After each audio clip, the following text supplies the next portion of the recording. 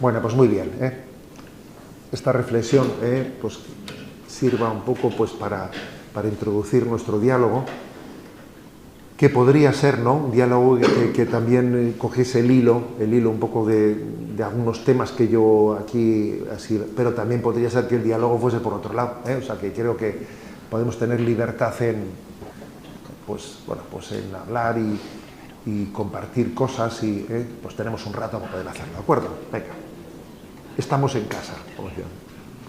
A ver, creo que, a ver. Buenos días, don José Ignacio. Gran charla, muchas gracias, lo primero. Yo quería preguntarle, dentro de nuestras comunidades, más en concreto dentro de pues los que somos grupos de jóvenes, a nivel diocesano, a nivel parroquial, ¿cómo podemos luchar contra la relativización del compromiso, pero no desde el punto de vista de huir de él, sino de estandarizarlo, de empezar a ver el compromiso en una comunidad o en un grupo casi como un trabajo, quitarle el alma del compromiso como algo libre y empezar a verlo como algo que ya me ha anclado, y como me ha anclado a ello ya pues me resigno a quedarme? ¿Cómo podemos luchar contra eso y de algún modo seguir manteniendo el foco en Jesucristo y no en la comodidad, o más bien en la resignación de estar en un sitio y no moverse? Muchas gracias. Bueno, a ver, lo que dices requiere como un examen también de con qué espíritu vivimos el compromiso. A veces uno podría decir, es que para que un compromiso sea auténtico, tiene que ser original, ¿no? O sea, tiene que ser haciendo cosas que no ha hecho nunca nadie, que yo mismo desde mi creatividad voy inventando y tal y cual, ¿no? Pero, no me pongas un compromiso que es, por ejemplo, pues limpiar esto, porque ese compromiso tiene poco de originalidad, ¿no? O sea, el compromiso, alguno igual tiene esta imagen, puede tener esta imagen, de que la palabra compromiso requiere un poco de mi originalidad, incluso que de alguna manera brille mis talentos, que mis talentos brillen delante de los hombres. Cuidado con eso, ¿sabes? Cuidado con eso. Porque alguno igual es, por ejemplo, de los que dice, estoy pensando en hacer una plataforma digital que podría a nivel mundial ser un lugar de encuentro y tal. Dice, ostras, o sea, oye, ¿has pensado en si hay unos niños en tu parroquia que les falta una catequista? O sea, me explico, o sea, que a veces podemos ser tentados de pensar en que mi compromiso tiene que nacer de una originalidad que es la pera, y de facto no estamos abordando los servicios más concretos y sencillos, ¿no?, que Dios nos pide hacer, ¿sabes? Entonces hay que estar atentos a eso. No sé si conocéis a Gonzalo Mazarrasa, pues este sacerdote cantautor que tiene canciones y tal, ¿no? Pues él en una ocasión cuenta que él con la Madre Teresa de Calcuta ha tenido mucha relación, ¿no? Y en una ocasión, estando con ella, pues le debió de preguntar, Madre Teresa, ¿qué podía hacer en mi compromiso de la vida, en mi compromiso de vida sacerdotal en este momento, ¿no? Y va y la Madre Teresa le dijo, limpia los servicios, limpia los váteres. A ver, que ella cuando hacía visitas a todas las casas como madre general, siempre se ponía en la celda, en la más cercana a los servicios, a los váteres, para encargarse ella de eso. O sea que también esto es una llamada, ¿sabes? Una llamada a que no caigamos en la tentación de las ensoñaciones. Servir es siempre servir de una manera humilde y oculta. Un servicio puede tener mucho más valor cuando ese servicio está hecho pues por amor al Señor, ocultamente, y no brilla, no es un gran invento, es que se le ha ocurrido una cosa que es la pera. A ver, que igual el Señor puede darle a alguien un don para hacer algo que sea la pera, ¿sabes? Pero si uno casi empieza por ahí, me echo a temblar, ¿me explico? O sea, me echo a temblar, porque creo que lo lógico es que busquemos un servicio que sea en el ocultamiento, y y compitiendo por los servicios más humildes. Por ejemplo, hay un campamento, ¿no? Y dice uno, oye, que voy a echar mano, venga, que yo colaboro en la cocina. En la cocina, ya sabemos lo que pasa en un campamento con la cocina, ¿sabes? La cocina es un currelazo de no veas tú. Pero al final un campamento donde se la juega muchas veces es en la capilla y en la cocina, que son los dos sitios al final claves de un campamento, la capilla y la cocina. Entonces, igual parece que a la hora de organizar un campamento, hacer las gincanas, hacer no sé qué, eso está muy bien, pero de la cocina, ¿quién se encarga? Entonces, este espíritu es muy importante para autentificar nuestro compromiso, para autentificarlo.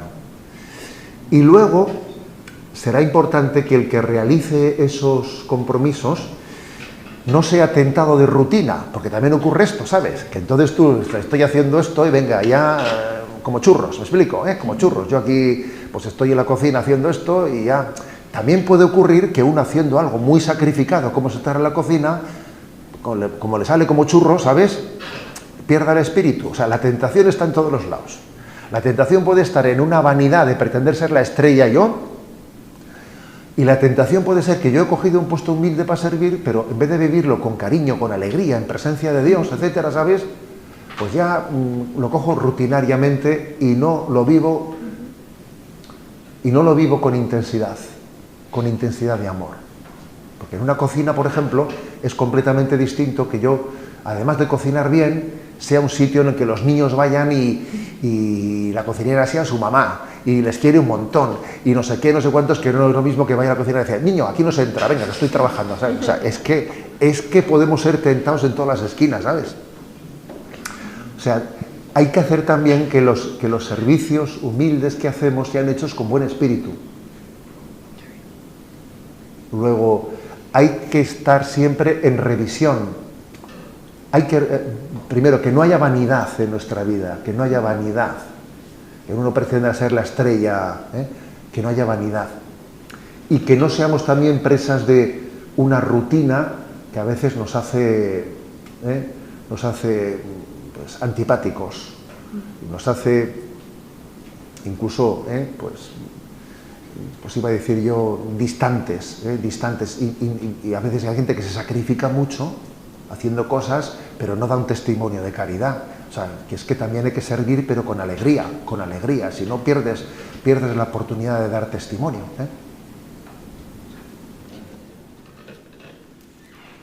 Muchas gracias.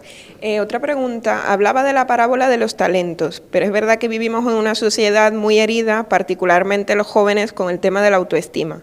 Entonces, cuando tenemos una autoestima un poco dañada, ¿cómo ser capaces de reconocer que tenemos unos talentos, aunque no los veamos, y que estamos llamados a ponerlos al servicio? Pues es cierto que uno puede ser ciego hacia sus propios talentos, eso es verdad. Por ejemplo, ¿qué puede ser más fácil a veces? ¿Ver tus pecados o ver tus virtudes? Dependiendo, ¿verdad? Pero a veces es más fácil ver tus pecados que tus virtudes, diciendo yo los pecados míos los veo fácilmente. Sobre todo las personas que están a veces introducidas en la vida cristiana, a veces les es más fácil ver sus pecados. Cuando uno está muy alejado de Dios, igual es ciego hacia sus pecados, pero cuando uno se acerca a Dios, a veces ve más fácil sus pecados que sus virtudes. Y esto creo que es importante. Yo recuerdo que algún confesor, en algún momento de mi vida, ¿no?, algún confesor me decía, mira, vas a venir, que además de venir con el examen de conciencia hecho de tus pecados, vas a venir también con un examen de conciencia de los dones que Dios te ha dado, de los talentos que te ha dado y que te ha permitido hacer el bien. Fíjate, yo recuerdo algún momento de mi vida en que algún sacerdote me insistió en eso, pues para reconocer los dones de Dios, ¿no? Entonces, la luz de Dios no solo te permite ver tus pecados, la luz de Dios también te permite ver sus dones. Entonces, a veces, ¿qué ocurre?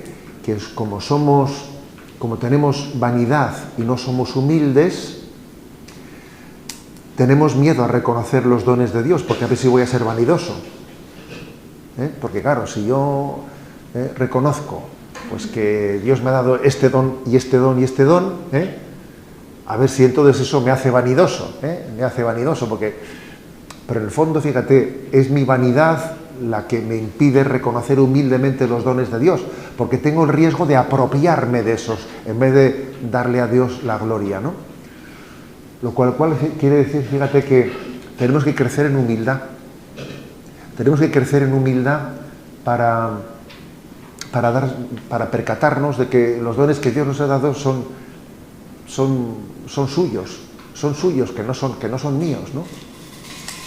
Y si nos percatamos de eso, es maravilloso, ¿no? Yo en redes sociales recuerdo que en aquel momento famoso del Mundial, cuando fue el momento estelar de Messi, de su tal, ¿no? Y salió el hombre allí hablando y dice Messi, pues yo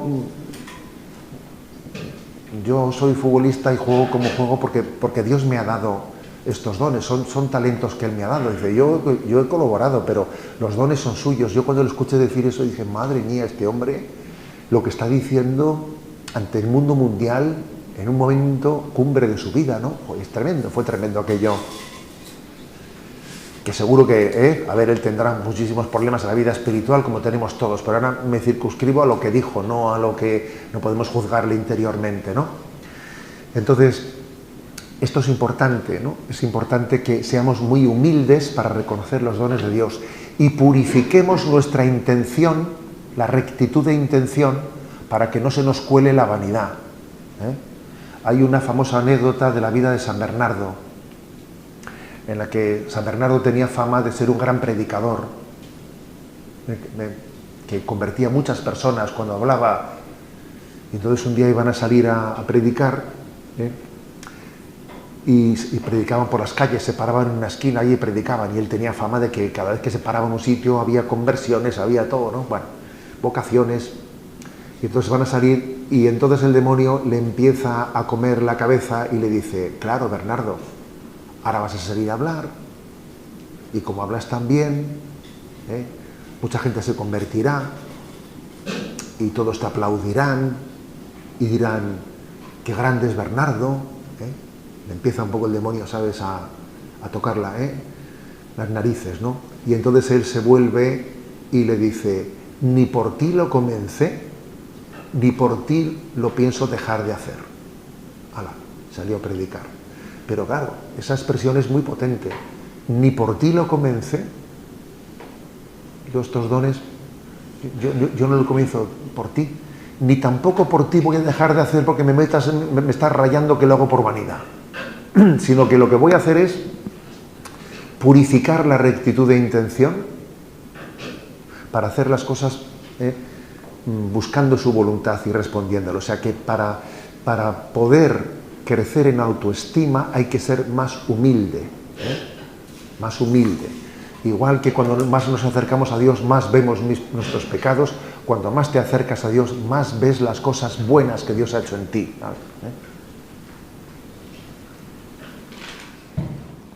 Buenos días, don José Ignacio, muchísimas gracias por recibirnos aquí en tu casa y también por esta catequesis un poco del compromiso. Bueno, mi nombre es Pablo, yo quería también darte las gracias un poco en clave personal, porque desde que me levanto por la mañana en mi casa ya le estoy escuchando un poco desde Amazon, desde Alexa, o sea que muchísimas gracias, y también le he trasladado las gracias de mi padre, que me dice que es un gran seguidor suyo y que reza mucho por usted.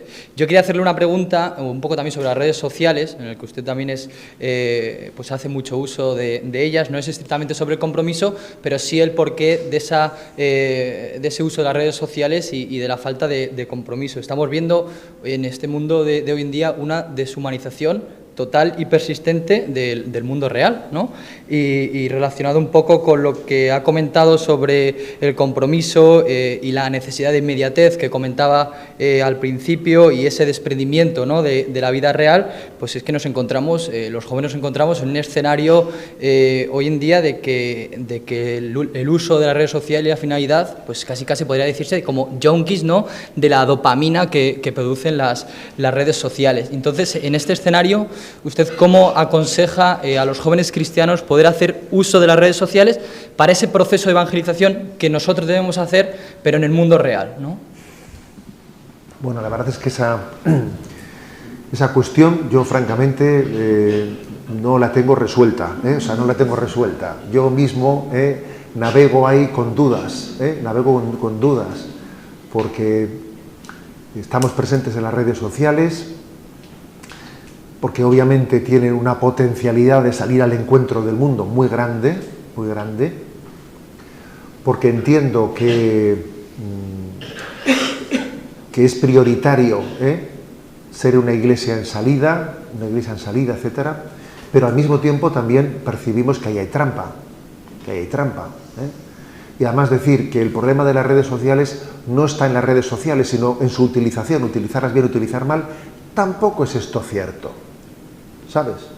O sea, tampoco es cierto eso de que las redes en sí mismas son buenas, el problema está en cómo se utilizan. Un momento, yo creo que empezamos a tener ya datos suficientes para decir que no es verdad, que las redes en sí mismas han sido diseñadas con una trampa escondida, para atrapar a la gente que las utiliza, para generar adicciones. Luego, la famosa teoría, no, las tecnologías en sí son inocuas, la historia está en cómo las utilices tú. Mentira. Ya sabéis que hay varios procesos judiciales que están abiertos, uno de ellos súper interesante, el del estado de Nueva York, con su alcalde en cabeza, además también del responsable del sistema sanitario y de educación de Nueva York, contra las grandes tecnológicas. A mí estoy atento a cómo pueda transcurrir, que será muy largo, supongo, esa demanda, porque ellos han presentado con todos los datos que han podido reunir el problema de emergencia también de salud psíquica que se produce en Nueva York, etcétera, ¿no? Por eso digo que no estoy seguro, ¿sabes? Que no estoy seguro, porque es que es un grado. Por otra parte, dice uno, a ver, ¿podríamos prescindir de la tecnología? A ver, si es que me parece, entiendes, imposible, prescindir plenamente de ella. A ver, que vosotros para llegar aquí habéis puesto el GPS, ¿me explico? O sea, que claro, que es la tecnología, ahora mismo prescindimos de ella, y esta conversación que estamos teniendo, pues la vamos a tener también en redes sociales, y sin duda alguna hacer una opción pues de volvernos ahora al desierto, y de alguna manera descabalgarnos de una sociedad tecnológica, pues también lo contrario de un error no siempre es un acierto, o sea, que es que estamos donde estamos y partimos de donde partimos.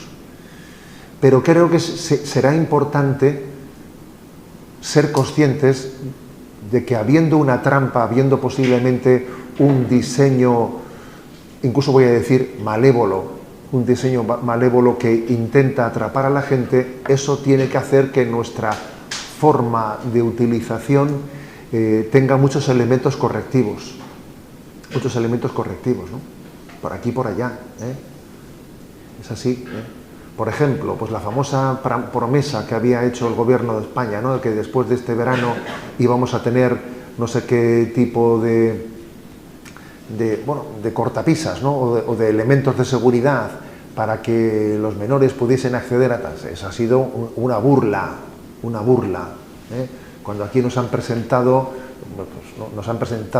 pues, a ver, primero no se va a poder acceder a las páginas porno, pero que sean editadas en España. El resto del mundo sí. A ver, ¿de qué me estás hablando? Pero si todas son del mundo mundial, si no son de España.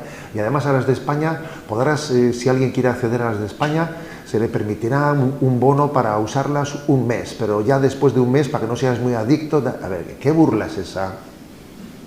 La pregunta es, ¿cuánto dinero público ha costado su trabajo para que haga usted esto, por favor? ¿Cuánto dinero le hemos pagado? O sea, es una burla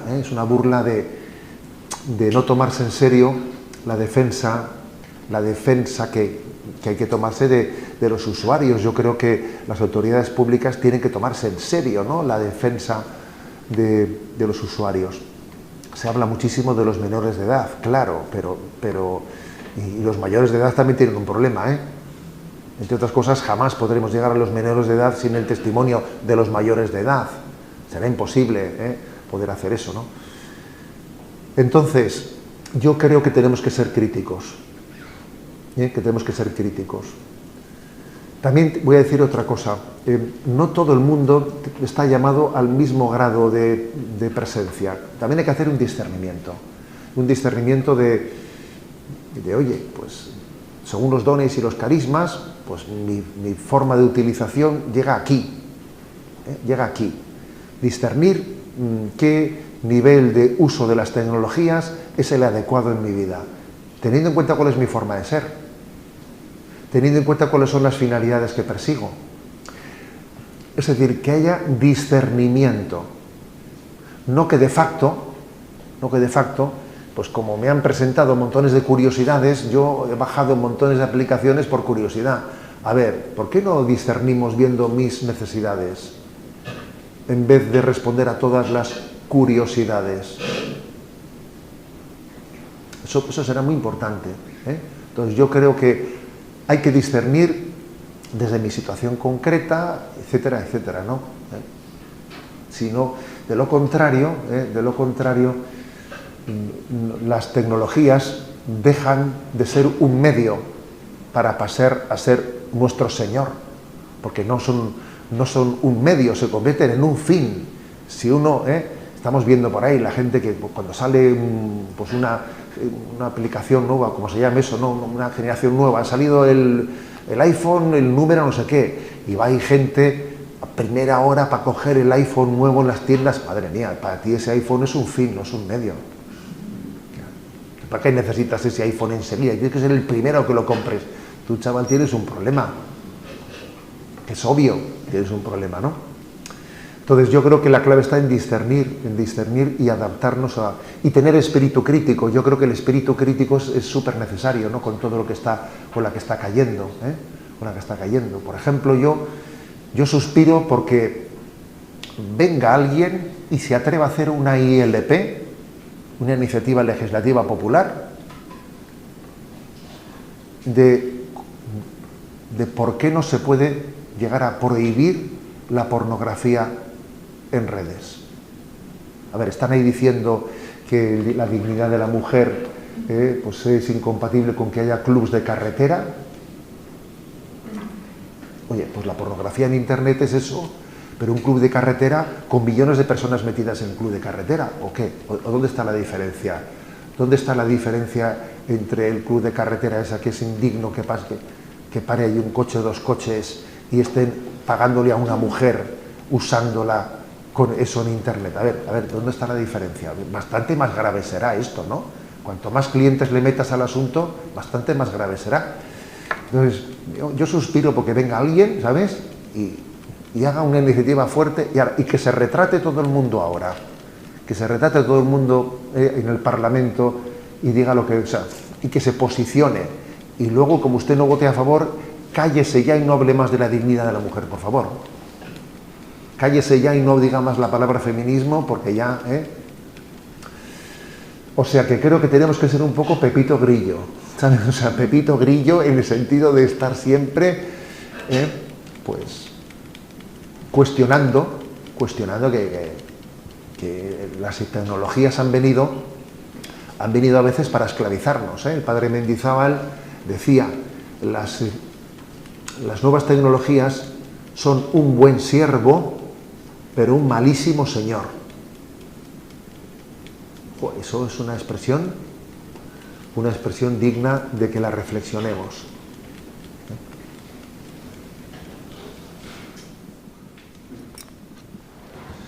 Bueno, como usted ha dicho, al final, hoy en día tenemos un miedo al compromiso y el compromiso se ve como algo que te engancha y que te atrapa más, como algo que te hace libre. Entonces, ¿cómo llevar esto al resto de jóvenes o al resto de personas con las que al final convivimos, pero que no conocen a Cristo? No es solo para que ellos lo entiendan en su propia vida, sino, por ejemplo, cuando tú intentas explicar a tu familia o a tus amigos, no, es que yo tengo un compromiso con mi parroquia, al final te juzgan porque no lo entienden. Entonces, ¿cómo hacerles entender porque es muy complicado si tampoco conocen a Cristo. Mira, pasan cosas que son muy contradictorias. Por ejemplo, hoy en día está ocurriendo con frecuencia que cuando una familia tiene un problema con un hijo porque le ve desorientado, le ve meterse en las drogas, le ve tal, le ve cual, se acerca a la parroquia y le pide al párroco: ¿no tendría usted algún sitio en el que mi hijo un poco se comprometa con algo para intentar sujetarle? Esto es muy frecuente, ¿sabes? Incluso entre personas que no son muy católicas, pero que buscan... ¿Por qué? Pero claro, es buena intención, pero de difícil realización, ¿sabes? Porque claro, porque uno se piensa, con que a este chaval le doy yo aquí, a ver, vamos a ver, primero, ¿qué le encomiendo? Porque claro, si tiene él bastantes problemas, no le puedo yo encomendar algo en el cual él pues igual pueda hacer daño a los demás, pero bueno, le podía encomendar. Es muy frecuente eso, es muy frecuente una petición de un servicio, un compromiso para que alguien le ocupe y a ver si esto le ordena en sus desórdenes. Y claro, eso sirve de aquella manera, ¿eh?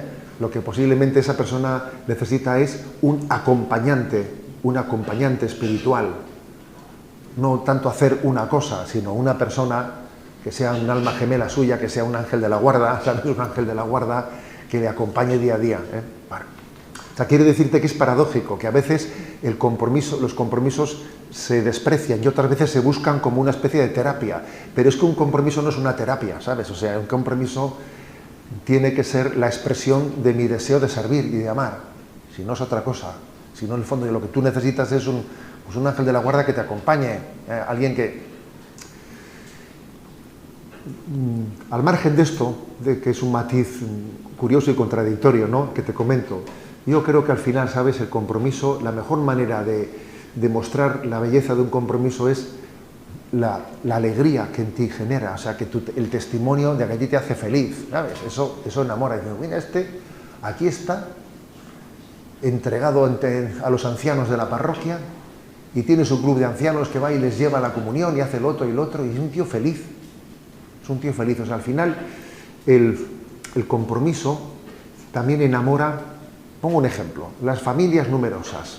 En medio de este mundo, ¿entiendes?, en el que todo el mundo parece que lo que toca es escaquearse de la maternidad, porque claro, es que los niños atan mucho y tal, ¿no? Y entonces yo no quiero compromisos porque lo que quiero es también pues vivir fines de semana, puentes y tal, y aparece una familia numerosa, allí con todos los niños, que se supone que tienen que ser unos amargados, ¿no?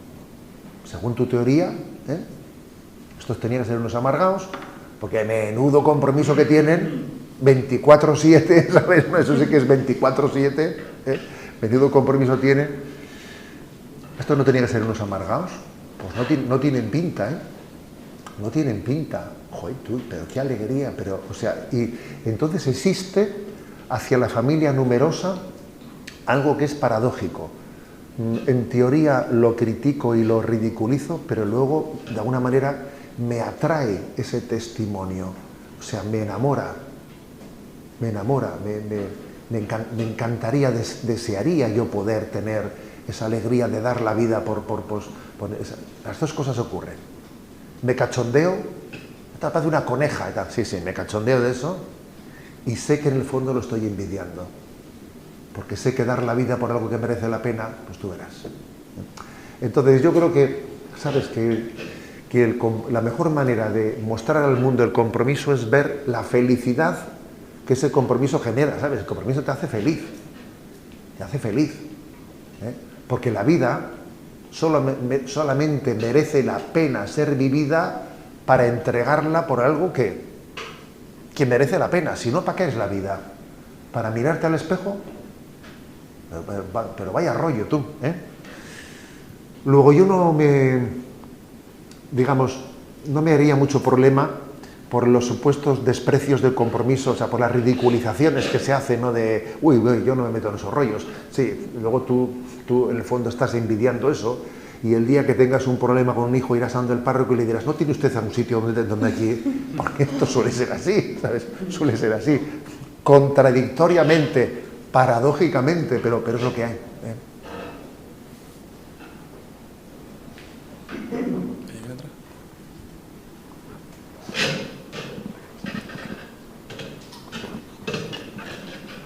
Bueno, buenos días. Yo te quería preguntar, en relación con lo del compromiso también, si muchas veces, muchos de nosotros, pues tenemos obligaciones y responsabilidades fuera de la parroquia también. Entonces, si crees que muchas veces se confunde disponibilidad con compromiso, o que la disponibilidad es una razón necesaria para poder adquirir ese compromiso. Bueno, no estoy seguro por dónde planteas tú esa diferencia entre disponibilidad y compromiso, pero sí que el punto de partida de tu pregunta me ilumina una respuesta, ¿no? Me refiero a eso de nuestros compromisos en el mundo, en medio del mundo. No pensemos que la palabra compromisos, servicios, etcétera, está ligada a hacerla en el seno o en el interior de la vida de la Iglesia, de nuestras parroquias. No. De hecho, lo más propio y lo más específico de un laico es hacer presente a Cristo en la vida del mundo. En medio de tu trabajo, en medio de una empresa, del mundo laboral, del mundo estudiantil, o por ejemplo, imagínate en el AMPA de un colegio, o por ejemplo pues en la asociación vecinal, o sea, en una asociación cultural. O sea, no pensemos que el servicio de un cristiano se circunscribe al seno de la organización pastoral de la vida de la Iglesia. No, de hecho lo más específico es llevar a Cristo al mundo, cristificar la cultura, cristificar la política. Tú verás, anda que no hay campos, ¿no? El cine, la música, o sea, es decir, estamos llamados, ¿no?, a navegar mar adentro. Para eso hay que discernir los dones y carismas de cada uno, diciendo, a mí Dios me ha dado un don y un carisma con la política, a por ello, o me ha dado un don y un carisma pues con los medios de comunicación, a por ello, ¿no? Entonces, por ejemplo, un don, cuando dice uno, pues tengo un don para los medios de comunicación, voy a Radio María, pues igual sí, ¿sabes? Pues igual sí, pero si te metes, si te infiltras en no sé qué cadena, no voy a decir nombres, ¿sabes?, ¿no? Si te infiltras en no sé qué cadena, bendito Dios, que el Señor meta un topo ahí, ¿sabes?, ¿no? O sea, aquí quiero decir que la forma de cristificar el mundo, ¿sabes?, ¿no?, pues puede ser muy diversa. O sea, que hay que llevar a Cristo allí donde el mundo necesita una redención. Luego, yo no haría una diferencia entre disponibilidad y compromiso, ¿sabes? Porque la disponibilidad es también ver dónde nos quiere el Señor, dependiendo de mis circunstancias de vida. Luego también tendrá que haber un discernimiento, porque, por ejemplo, si me quieren meter en un sitio en el que yo veo que allí ya chirría la cosa con la fidelidad a mi conciencia, porque me pretenden que yo sea cómplice de algo que ya no puedo ser cómplice, bueno, pues habrá algún momento en que tengamos que hacer una objeción de conciencia a poder estar en no sé qué sitio, porque ya me piden complicidades a las cuales no puedo ceder. Pero bueno, eso es otra cosa, podríamos decir.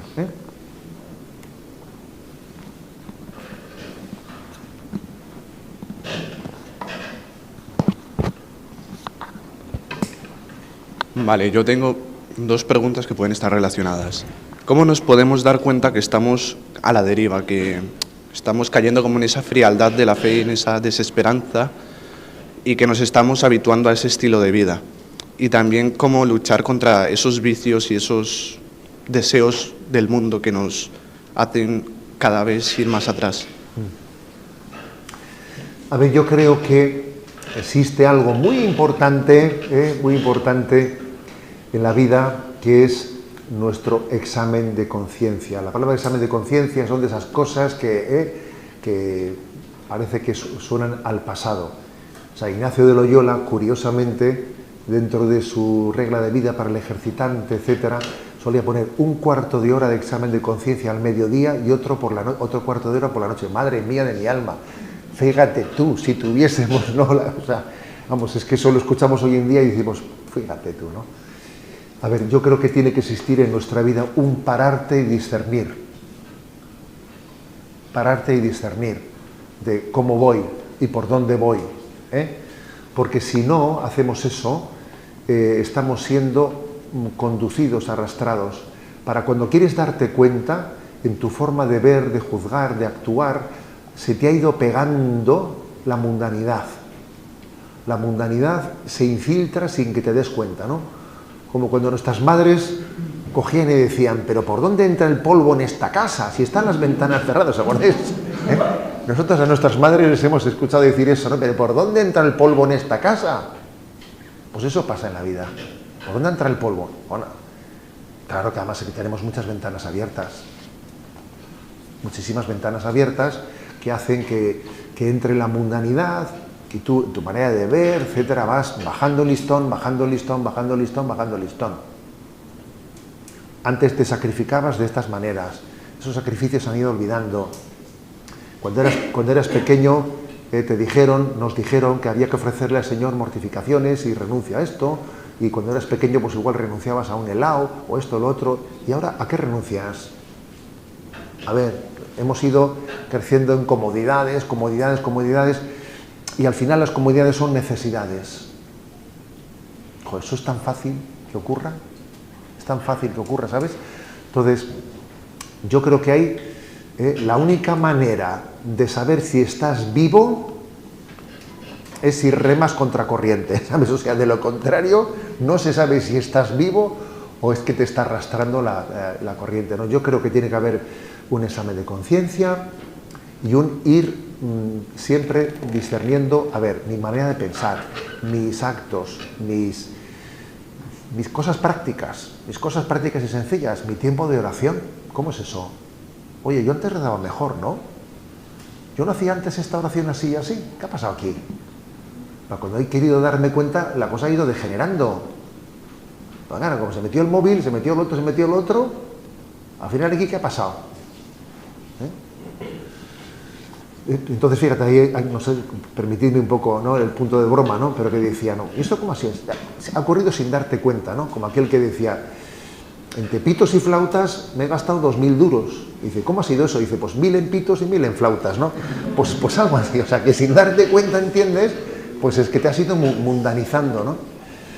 Y la segunda parte de tu pregunta, a ver, ¿cómo se lucha, ¿no?, contra todos las esclavitudes, ¿no?, que uno... Pues yo creo que está muy ligado a lo anterior, ¿sabes? Está muy ligado a lo anterior, porque el vigía observa las esclavitudes, y cuando las esclavitudes ya son patentes, hay que ponerlas delante de Dios. Y también es muy bueno acompañarlas, porque hacer luz sobre nuestras esclavitudes, adicciones, a veces pueden hasta requerir una ayuda terapéutica. Fíjate, la cosa es así. A veces pueden requerir una ayuda terapéutica, porque se convierte en una adicción que ya me está limitando mi libertad. Pero en cualquier caso, rebeldes con causa. Ser rebeldes con causa, ¿sabes? Y una rebeldía santa es la que dice, yo soy hijo de Dios, yo no soy un adicto esclavo, Dios me ha creado para la libertad y yo no voy a pactar con mis esclavitudes. Y entonces en lucha y en batalla contra ella, ¿sabes? Bueno, pues un poco a raíz de la pregunta de mi compañero, más que una pregunta quería pedirle consejo, y es cómo podemos afianzar, o más que afianzar, fortificar nuestra fe en los momentos en los que a lo mejor nos sentimos un poco más alejados, ya sea por la desidia de nuestro día a día que nos hacen perder un poco el foco en lo importante, o porque espiritualmente nos encontramos en un momento a lo mejor más vulnerables o más perdidos que lo que deberíamos estar. Bueno, la verdad es que supongo que para esa pregunta, sin duda alguna, habría que dar una batería de consejos en la respuesta, ¿no? Que en el fondo es el conjunto de la vida cristiana. Pero yo me atrevo a subrayarte uno en concreto, que es contra la mediocridad, contra la tibieza, contra esa pérdida de amor primero, contra esa especie de piloto automático conectado, que yo voy con el piloto automático ya. Yo suelo decir que cuando se conecta un piloto automático es Sí, piloto automático, pero poco a poco bajando la altura, ¿sabes? O sea, pues porque obviamente nos vamos desgastando, ¿no? Yo creo que una terapia muy importante es acercarnos a la vida de los santos. Acercarnos a la vida de los santos. Eso es muy potente. Es muy potente conocer la vida de los santos, ver lo que Dios ha hecho en ellos. Es un estímulo muy grande. Ayer, por ejemplo, celebrábamos, ¿no?, Santa Benedicta de la Cruz, Edith Stein. Acercarte a eso, son palabras mayores, es un estímulo, es un estímulo muy grande en la vida de fe. Hoy en día hay muchas, por ejemplo, vidas noveladas que se leen fácil. En la colección Arcaduz, por ejemplo, es una joya, la colección Arcaduz con todas las vidas. Hoy en día hay también muchas producciones cinematográficas, muchísimas películas hechas sobre tal, muchísimas. Incluso también hasta, lo comentábamos ayer aquí con algunos, pues hasta esas cintas que están hechas por las esclavas de Cristo Rey sobre las vidas de los santos y tal, que a veces se suelen poner en las comidas de los ejercicios. O sea, hay mucho material para acercarnos a la vida de los santos y eso es estimulante. Eso es un revival, como se dice, ¿no? Un revival muy grande, porque dice, madre mía, pero qué belleza, pero qué gozada, ¿no? Que la vida en plenitud. Y, por ejemplo, mira, escuché, ¿no? Ayer, sí, no me acuerdo ya cuándo, escuché una anécdota de Edith Stein, ¿no? Que ella, estando en su momento de acercamiento, etcétera, entró en una iglesia. Bueno, estaba un grupo de filósofos y tal, y entraron en una iglesia.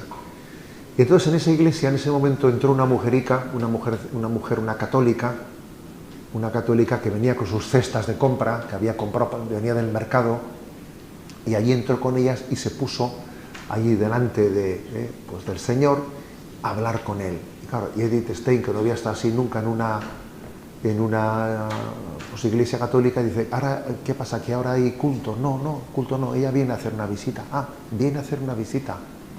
Y entonces ella, viendo el testimonio de esa mujerica, ¿sabes?, ¿no?, de cómo ella, no, pasaba por aquí y viene a hablar con el Señor. No hay ningún culto ahora, no, viene a hablar. Eso a ella le impactó, ¿no? Y yo cuando escuché eso dije, si esa mujerica haciendo eso, que para ella era tan sencillo, supiese que estaba impactando a una filósofa que era la primera mujer alemana en haber hecho una tesis doctoral y que iba a ser patrona de Europa, esa mujer diría, yo pasaba por aquí y he hecho una visita al Señor, ¿sabes? Claro, y la filósofa dijo, o sea que con el Señor se puede tener así una relación de amistad. Y ese episodio a ella le iluminó. Y a mí me iluminó que le iluminase tanto, ¿sabes? Porque es así, o sea que cada vez que recibimos un testimonio es luminoso. A ella le iluminaría la mujerica. A mí me iluminó que a una filósofa le iluminase eso. O sea, recibir el testimonio de los santos es estimulante, para salir de esa situación de mediocridad, de tibieza,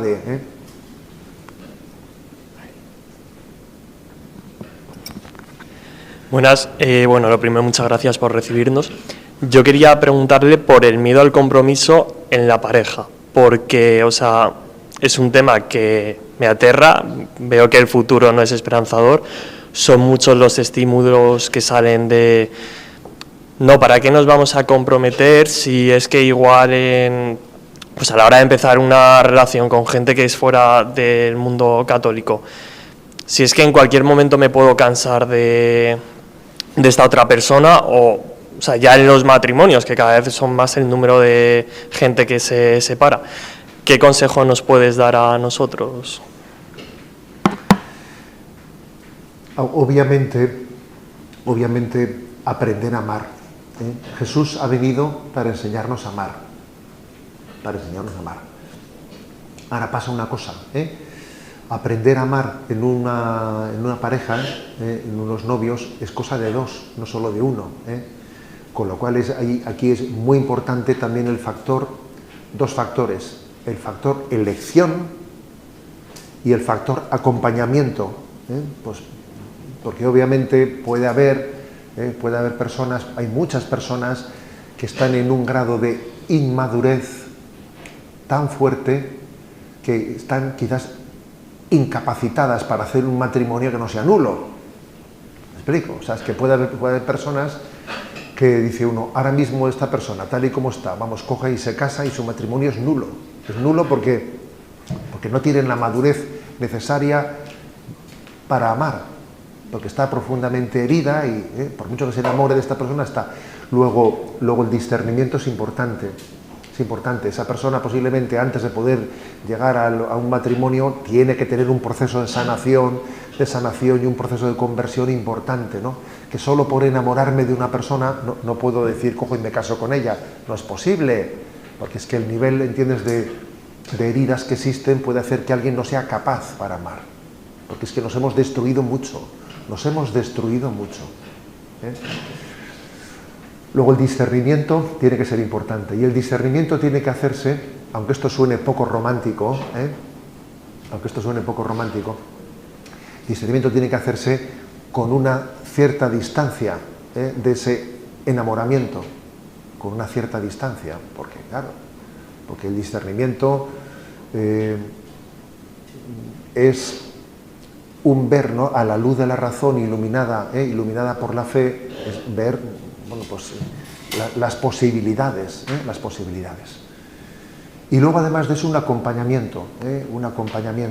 Estamos acostumbrados a que las personas antes de casarse hagan un cursillito de prematrimonial. A ver, eso no deja de ser una broma. ¿Me explico? Es una broma.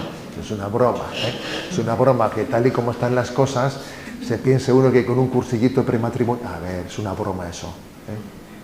Es una broma. En realidad, lo que necesitamos es, desde el minuto primero en el que comienza un noviazgo, tener ahí un acompañamiento, ¿sabes? Tener un acompañamiento desde el minuto primero que comienza el noviazgo. Haber hecho un noviazgo mal hecho y luego hacer un cursillito un fin de semana tal antes de casarse, mira, más valdría que haga un Emaús o algo así, ¿sabes? A ver si se cae del techo, ¿sabes? O sea, porque quiero decir que un cursillo prematrimonial en un noviazgo mal vivido, pero ¿cómo le vas a dar la vuelta a eso? Entonces yo diría que hay dos cosas, ¿sabes? Un discernimiento hecho a la luz de la razón, pues uno tiene que ver si las personas tienen la capacidad, ¿no?, para amar, ¿no? Un acompañamiento, porque esas heridas existen y ese acompañamiento tiene que estar hecho un poco desde el minuto primero, ¿no?, de nuestros noviazgos. Y luego una confianza en Dios, obviamente, una confianza en Dios, pero las tres cosas tienen que estar integradas, ¿sabes? Lo que no puede ser es que mi confianza me evite el discernimiento, no, o el acompañamiento. Las tres cosas, ¿no? Discernimiento, acompañamiento y esa confianza en la gracia tiene que integrarse.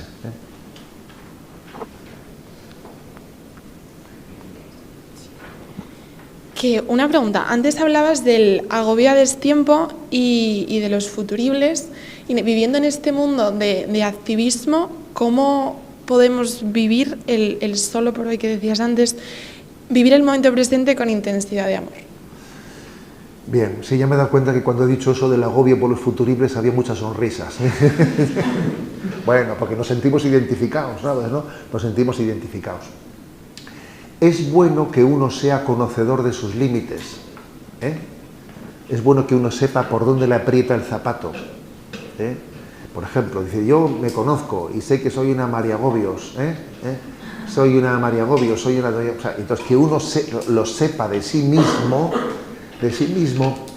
es importante, porque eso hace, si eso ha ido creciendo en conocimiento de sí mismo y de su tendencia a me agobio, y luego no pasa nada, porque suele ser así, me agobio, como el típico ese que va a los exámenes, eso, ¿conocéis alguno por ahí de esos que va a los exámenes diciendo siempre que va fatal, que te va fatal, y que luego saca un 8,5, A ver, yo conozco a muchos, o sea, es casi un clásico eso, es un clásico, ¿no? Es una inseguridad, es un pavor, es un no sé qué. Entonces, a ver, conviene conocerse uno a sí mismo y decir, ya está aquí María Agobios, a ver, venga, y te ríes un poco de ti mismo, y te ríes un poco de ti mismo y relativizas eso. O sea, yo creo que en la vida espiritual tiene que existir esto, un cierto sentido del humor hacia nosotros mismos, ¿sabes? Reírnos un poco de nosotros mismos y desenmascarar nuestros agobios, ¿no? Eso es sano, esa ridiculización de me agobio, ¿no? A ver, ya sé que eso no te quita el agobio, pero hace que no le permitas tú que ocupe el lugar que no le corresponde. Porque parece que ese agobio se ha sentado en la silla principal y dice, quítate de ahí que estás haciendo el ridículo, hombre. O sea, que en el fondo es decirle a tu agobio que no va a desaparecer porque no tienes esa capacidad, más quisieras tú, ¿no? Pero por lo menos quítate de esa silla, que ahí no te corresponde estar a ti. Entonces yo creo que tiene que existir esa especie de disciplina hacia uno mismo, en la que no le da carta de ciudadanía a sus emociones. Mis emociones, mis reacciones, ¿no? A ver, ahí están, pues que sigan ahí, ¿no? Pero yo no les voy a dar carta de ciudadanía. O sea, voy a hacer que lo racional prime sobre lo emotivo. Porque es que esto es súper típico, súper típico. Entonces yo creo que ese ejercicio, ¿sabes?, nos tiene que acompañar toda la vida. Por eso es muy importante el conocimiento de nosotros mismos, y tenerlo en cuenta para saber cómo debo yo de reaccionar. A ver, permitidme un ejemplo. Cuando los militares van a hacer ejercicio de tiro, ¿qué es lo primero que hacen? Calcular el viento, en qué dirección sopla y con qué intensidad sopla. Sopla el viento que a 40 por hora en ese sentido. Pues entonces el tiro tienes que lanzarlo un poco a la derecha porque el aire lo va... Pues lo mismo pasa en nuestra vida espiritual, ¿sabes? Yo me conozco a mí mismo, sé que soy un poco así, pues entonces tenlo en cuenta, el tiro tiene que ir un poco más al otro lado porque tu tendencia va a desviar las cosas, ¿no? Este conocimiento de nosotros mismos para ver por dónde tenemos que ir es muy importante, porque si no, ¿sabes? Si no, al final es mi agobio, mi irracionalidad la que manda. No, tiene que mandar mi racionalidad sobre mis irracionalidades, que ahí están, pero no les pienso permitir que manden en mi vida.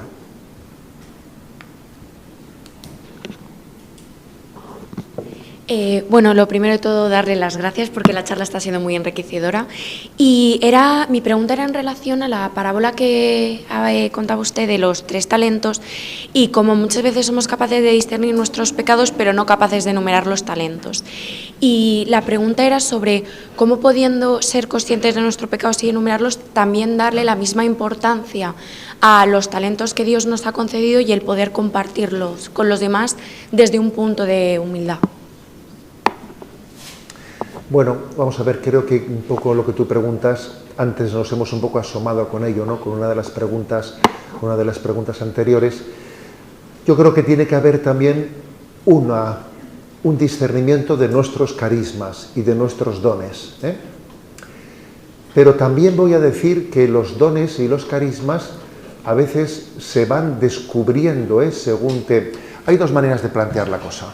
Una es decir, a ver, voy a ver qué carismas tengo y así veré qué cosas tengo que hacer. Eso es un método.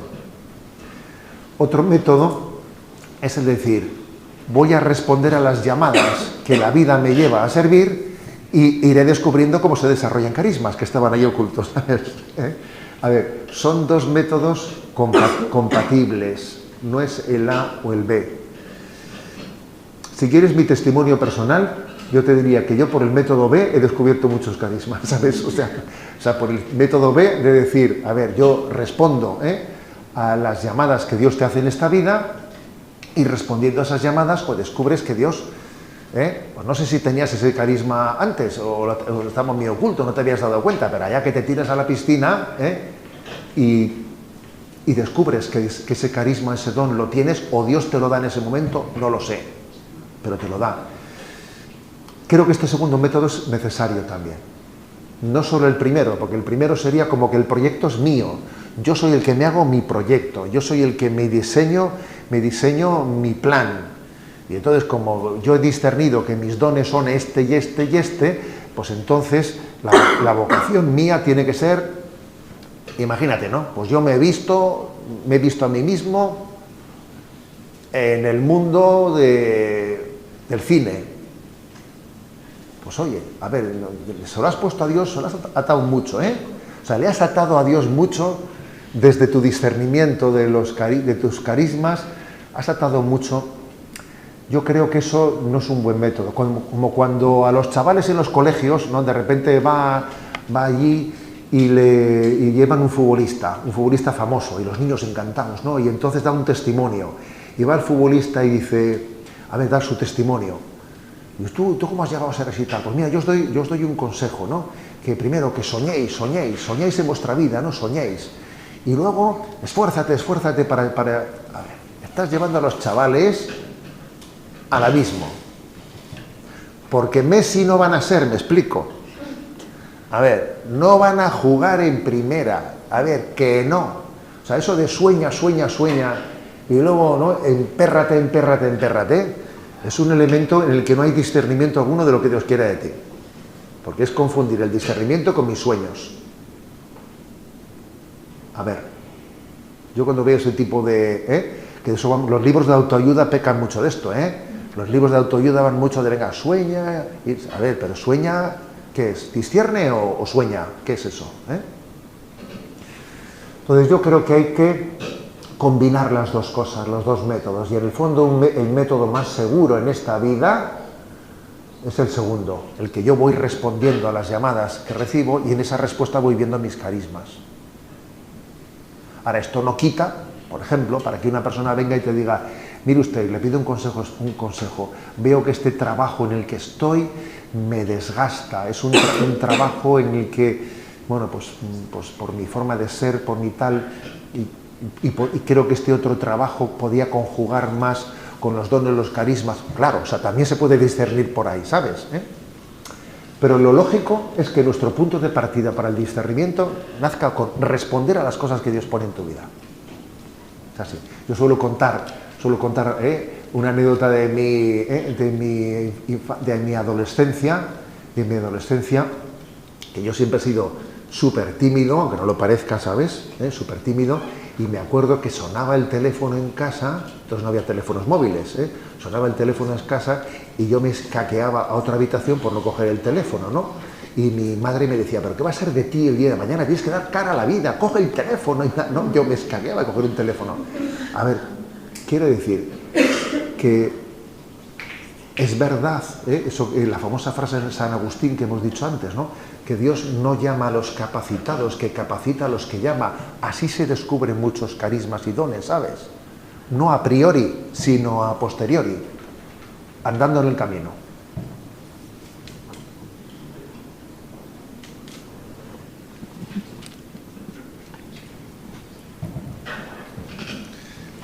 Don José, ayer estábamos hablando justamente de una de las cosas que consideramos importantes, ¿no?, para el joven, y es, empezamos hablando de la iglesia, después de la comunidad, y llegamos a los vínculos.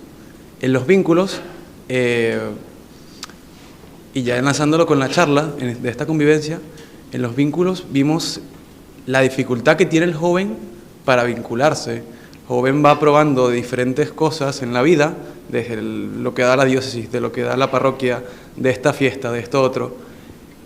Y después un grupito nos reunimos a hablar de ello y no llegamos a entender por qué el joven de hoy en día tiene tantas dificultades para vincularse.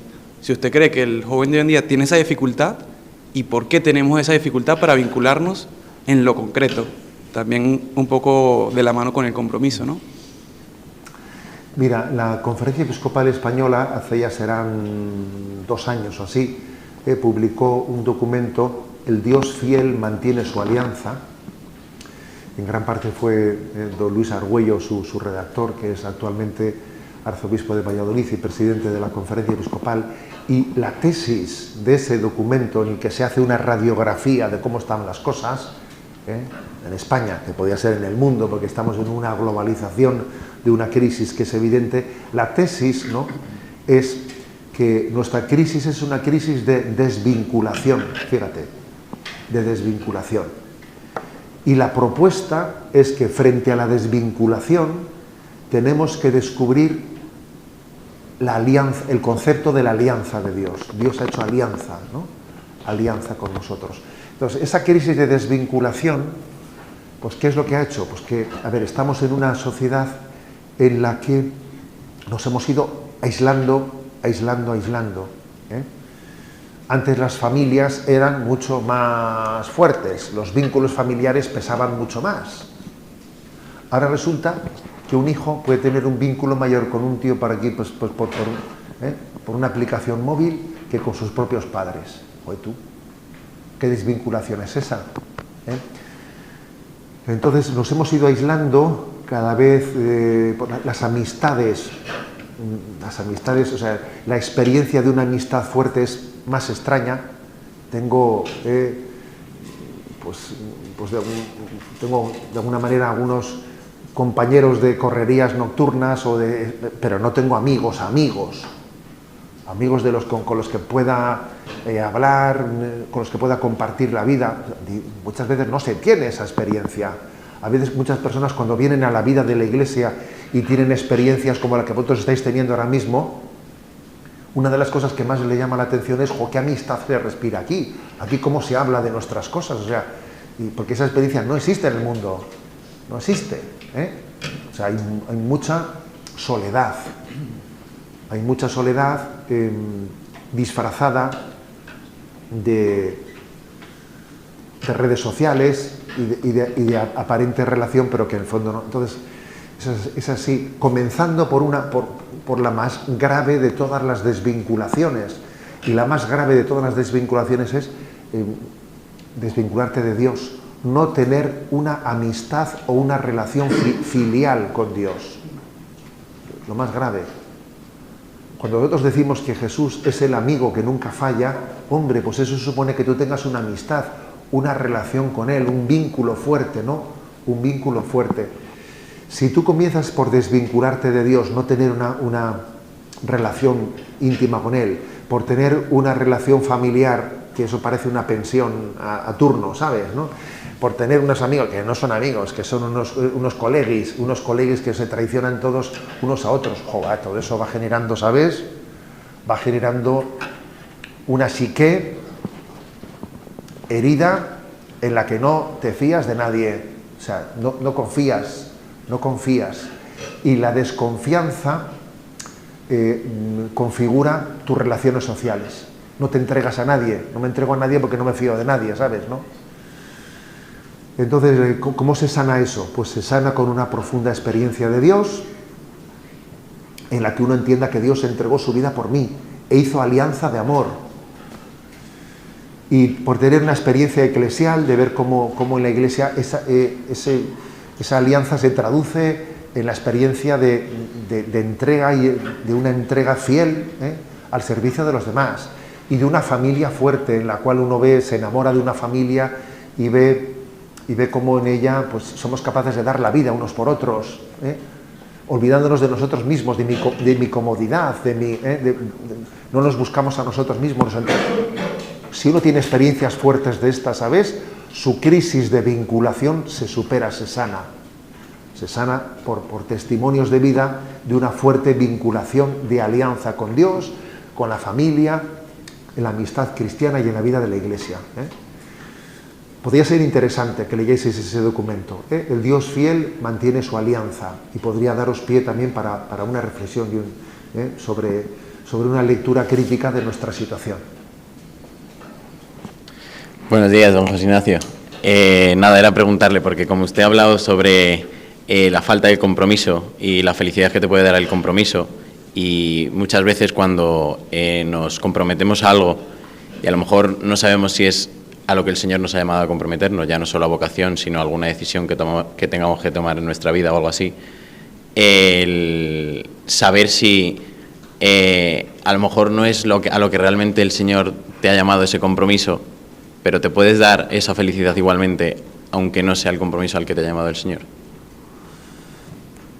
Vamos a ver, si algo no es a lo que el Señor me ha llamado, no me puede dar igualmente la felicidad, ¿sabes? O sea, porque obviamente otra cosa es que el Señor tenga también la capacidad de estar siempre recalculando que cuando Él nos llama a su servicio, Él nos llama desde la situación en la que estamos. Y es posible que estés en una situación que no es en la que debías haber estado, ¿sabes? ¿No? Pero el Señor recalcula y comienza a llamarte desde la situación en la que estás, para llevarte a donde Él quiera que tenga que llevarte, ¿no? Con esto quiero decir que no porque uno haya cometido un error en su vida, se haya quedado ya imposibilitado para seguir siguiendo la voluntad de Dios en su vida, sino que Dios pues te irá llevando a donde... Vamos a poner un ejemplo. Imagínate que alguien pues tuviese un noviazgo mal llevado, chapuceramente llevado, ¿no? Y que se casó con una persona que ni él mismo estaba preparado, ni que la otra estaba preparado. Y que fue un matrimonio chapucero, y que tengan 2 niños que los hayan educado de aquella manera, con un testimonio muy flojo, ¿no? Y ahora en este momento pues tienen en su vida pues un don de conversión. Que esto ocurre. ¿Qué tienen que hacer? Ir para atrás. Y entonces decir, a ver, todo esto vamos a ver un momento. Los niños están, tú estás casado, ¿me explico? O sea, tú tienes que partir de este momento, y tienes que responder a Dios desde la situación en la que estás. Yo suelo poner el ejemplo de que un buen futbolista no es el que chuta bien el balón cuando está en el punto de penalti y todo el mundo se ha apartado para chutarlo, no, un futbolista tiene que pegarle al balón, a veces a la chilena, y cuando está al punto del balón, a punto de salirse por una banda, y a ver cómo seguimos adelante, ¿sabes? Entonces esto es así, Partimos de la situación en la que estamos, en la que también nuestro pecado también habrá condicionado que estemos donde estamos, pero seguimos adelante porque el partido no ha acabado y Dios quiere que metamos gol. ¿Me explico? Y meter gol aquí es pues llegar al don de la santidad.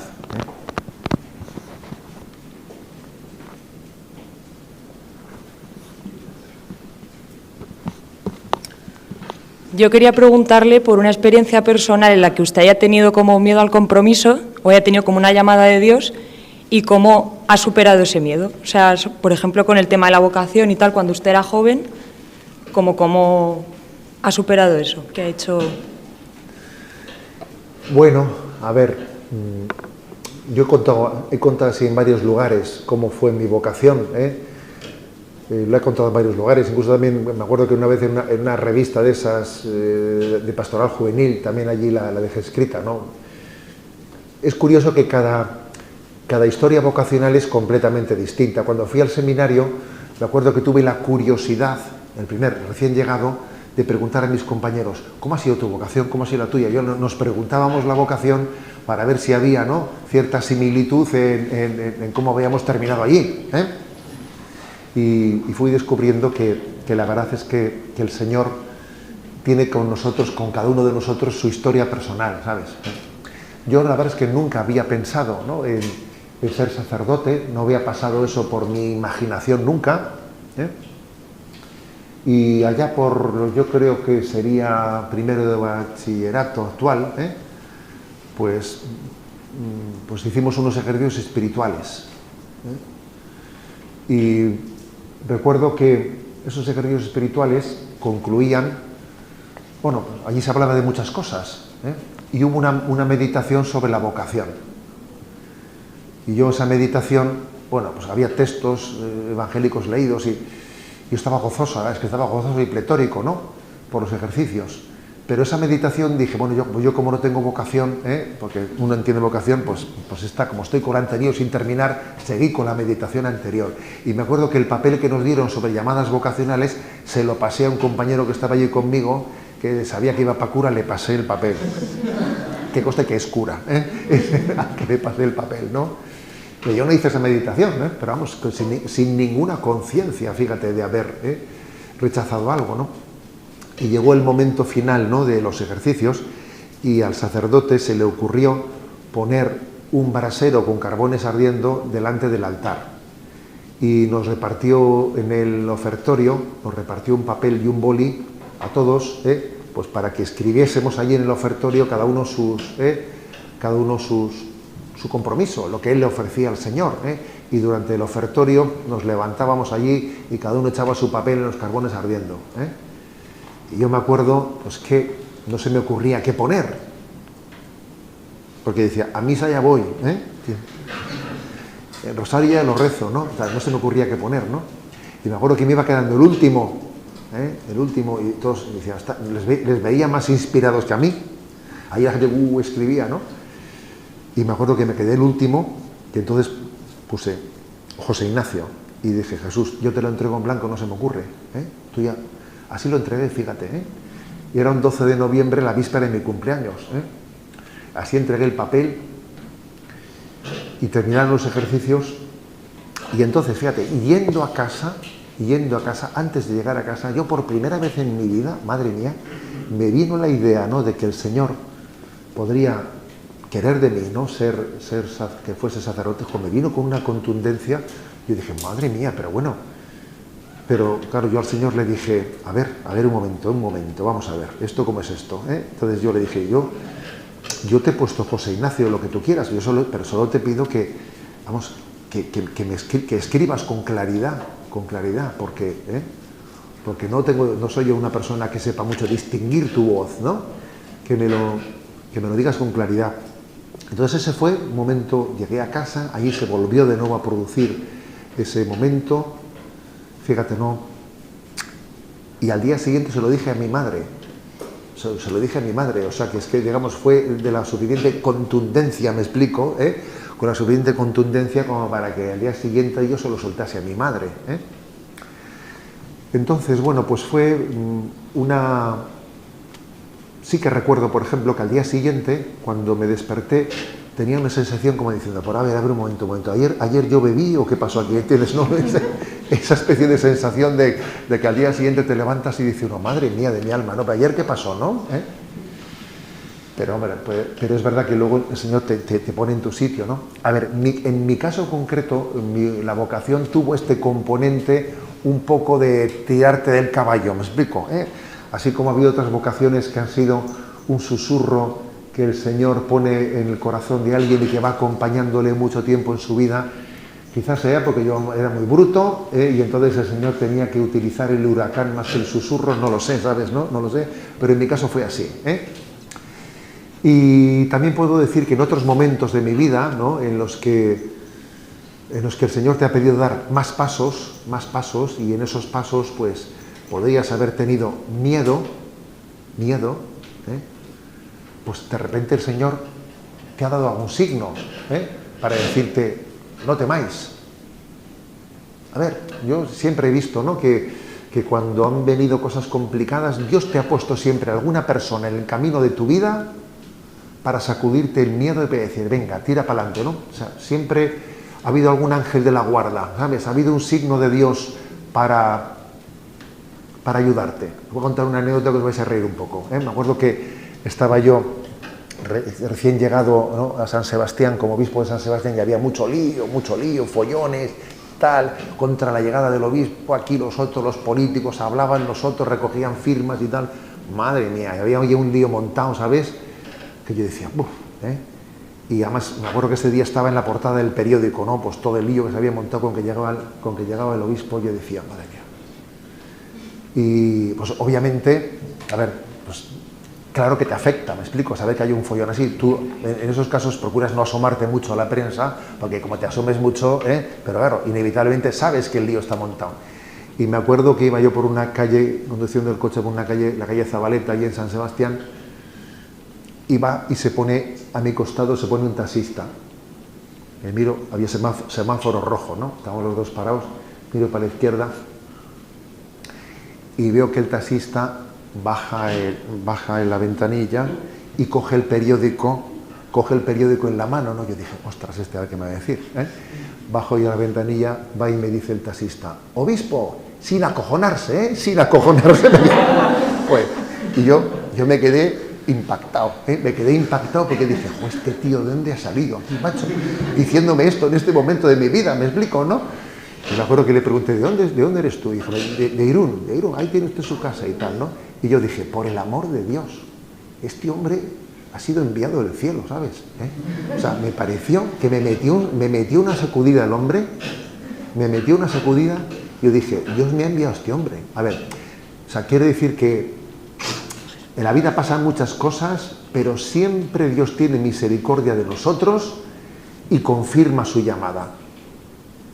¿Sabes? La confirma entre las personas que nos rodean, sí, por eso es importante, ¿no? Estar atentos a los signos de Dios, que no caminemos solos, ¿no? Y que permitamos que Él, ¿no? Pues nos mantenga en la fidelidad, siendo sensibles para percibir, pues, cómo Dios camina siempre junto a nosotros y no nos deja nunca solos. Bueno, son las 11. ¿Hacemos una última pregunta? Venga. Oye, para David hay que darle la última, ¿no? David, yo creo que sí, ¿no?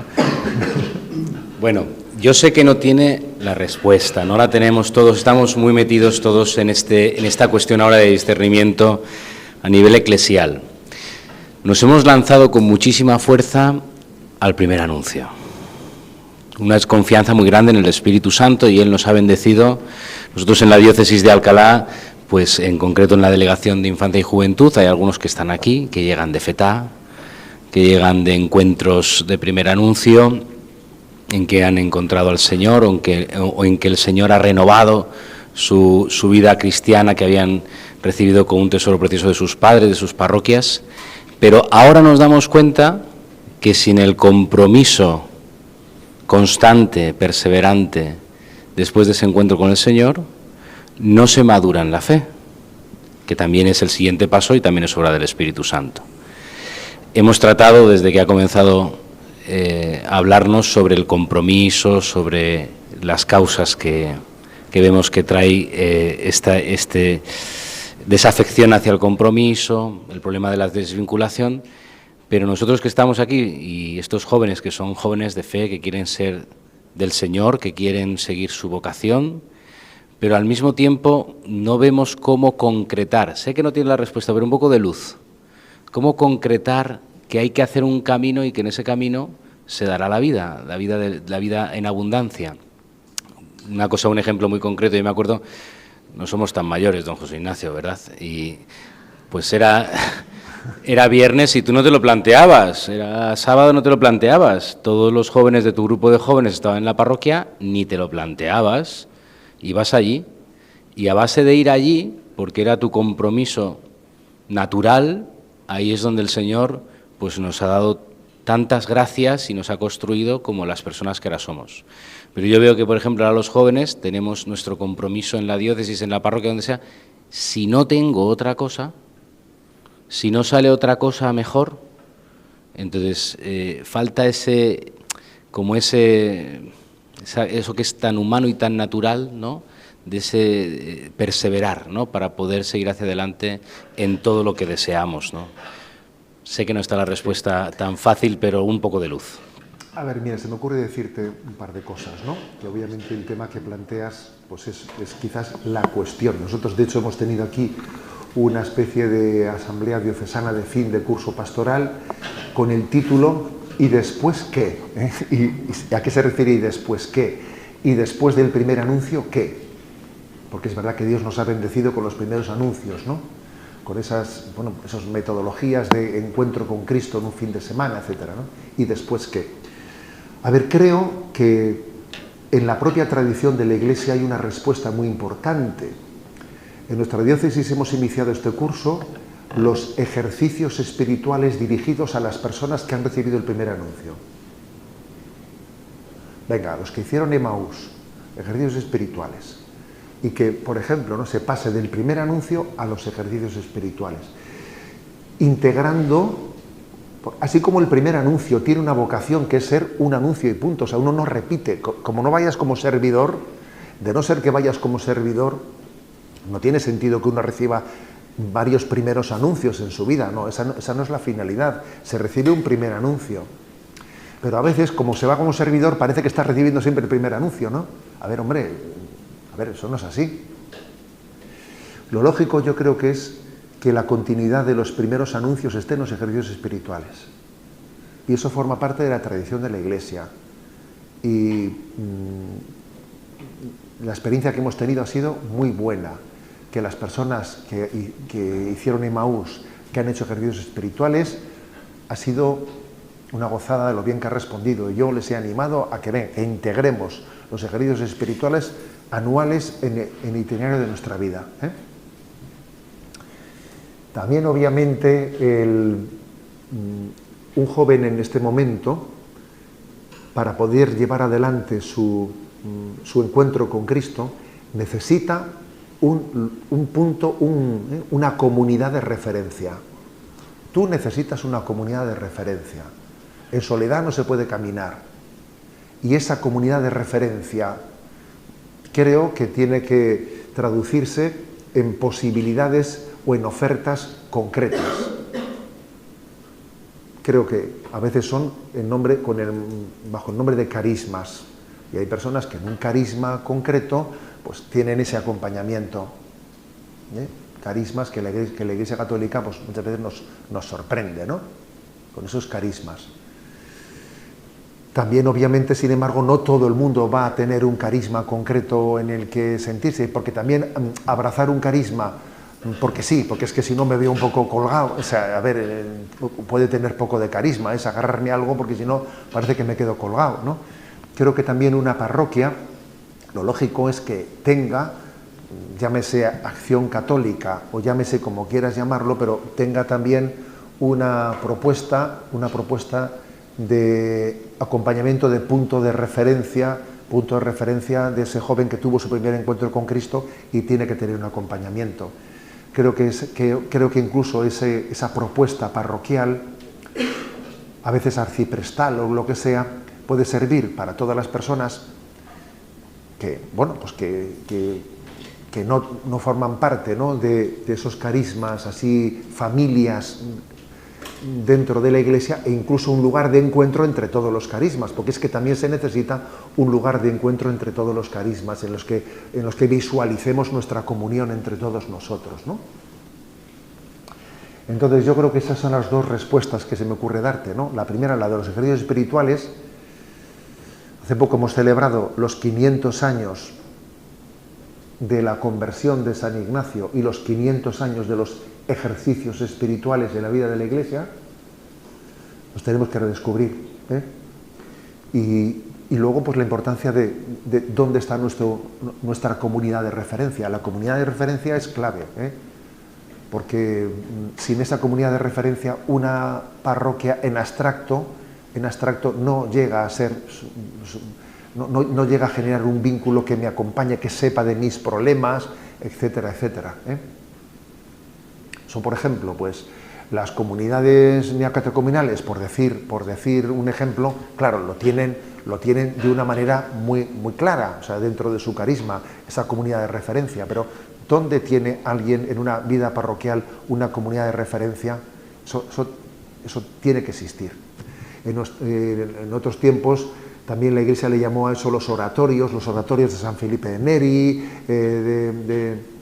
pues claro, de Don Bosco, porque él era consciente de que tenía que existir un lugar de una comunidad de referencia. Eso con fórmulas distintas tiene que existir.